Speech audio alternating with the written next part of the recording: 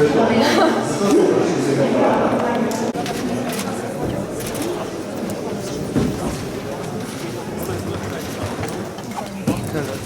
ga čuvaj, samo nič ne.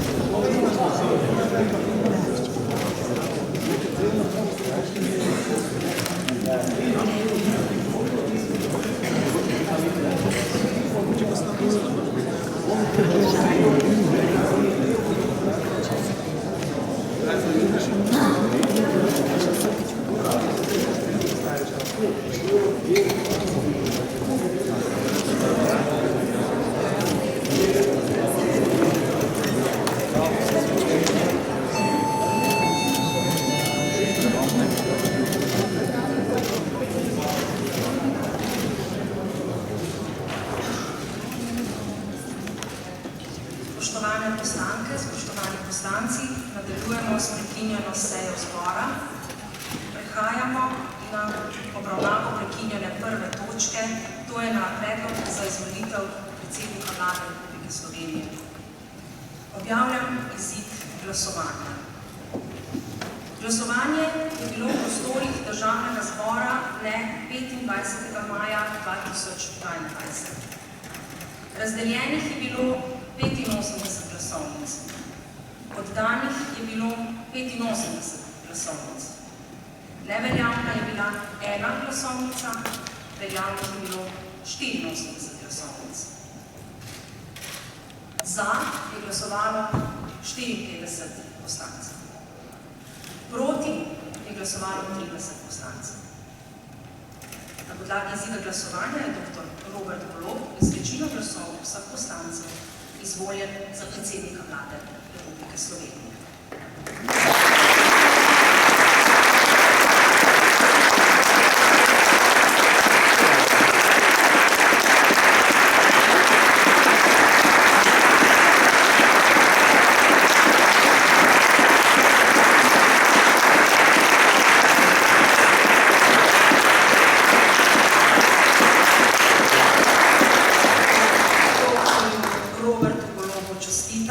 In mu želim uspešno delo pri upravljanju dolžnosti predsednika Vlade. In sedaj doktorja Roberta Goloba prosim, da v skladu s 113. členom Ustave priseže pred Državnim zborom. Prosim. Hvala, predsednica. Spoštovani kolegice in kolegi.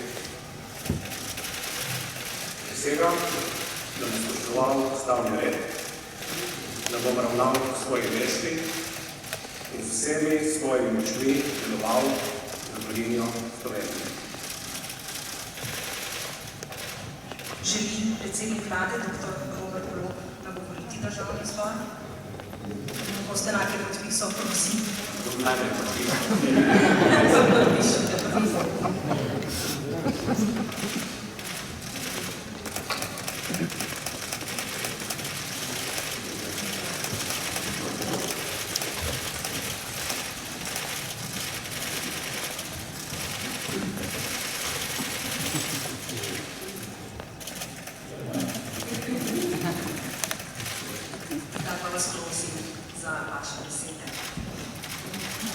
Še enkrat se vsem zahvaljujem za podporo, tudi za konstruktivne predloge, tudi za tiste malo manj.